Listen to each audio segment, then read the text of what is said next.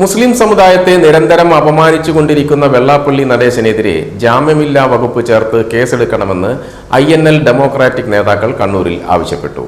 മുസ്ലിങ്ങൾ പെരുകുന്നവരാണ് എന്നും മറ്റുമുള്ള വെള്ളാപ്പള്ളിയുടെ വാക്കുകൾ മുസ്ലിങ്ങളെ മാത്രമല്ല സ്ത്രീ സമൂഹത്തെ മൊത്തത്തിൽ അപമാനിക്കുന്നതാണ്. സ്ത്രീ സമൂഹത്തെ അപമാനിക്കുന്ന പ്രസ്താവനകൾ നടത്തിയ വെള്ളാപ്പള്ളിക്കെതിരെ സംസ്ഥാന വനിതാ കമ്മീഷൻ സ്വമേധയാ കേസെടുക്കണമെന്നും ഇനിയും വർഗീയ വിഷം തുപ്പാൻ വെള്ളാപ്പള്ളി തയ്യാറായാൽ INL ഡെമോക്രാറ്റിക് ശക്തമായ പ്രക്ഷോഭത്തിന് ഇറങ്ങുമെന്നും അഷ്റഫ് പുറവൂർ പറഞ്ഞു.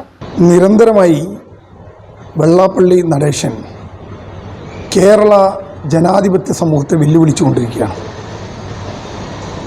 തീർത്തും വർഗീയ സ്വഭാവമുള്ള പ്രസ്താവനകൾ ഇറക്കിക്കൊണ്ട് ജനാധിപത്യ മതേതര സമൂഹത്തിൽ വിള്ളലുണ്ടാക്കി ധ്രുവീകരണം നടത്തിക്കൊണ്ട് RSSനെയും സംഘപരിവാറിനെയും സഹായിക്കുന്ന വിധത്തിലേക്കുള്ള ഒരു പ്രവർത്തനങ്ങളുമായിട്ടാണ് ശ്രീ വെള്ളാപ്പള്ളി നടേശൻ മുന്നോട്ട് പോകുന്നത്.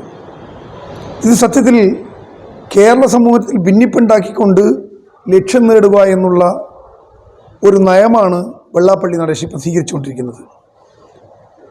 സമുദായത്തിന് മാത്രമല്ല, ഇവിടെയുള്ള ജനാധിപത്യ മതേതര വിശ്വാസികൾ സമാധാനത്തോടുകൂടി ജീവിക്കണം എന്നാഗ്രഹിക്കുന്ന ആളുകളാണ്.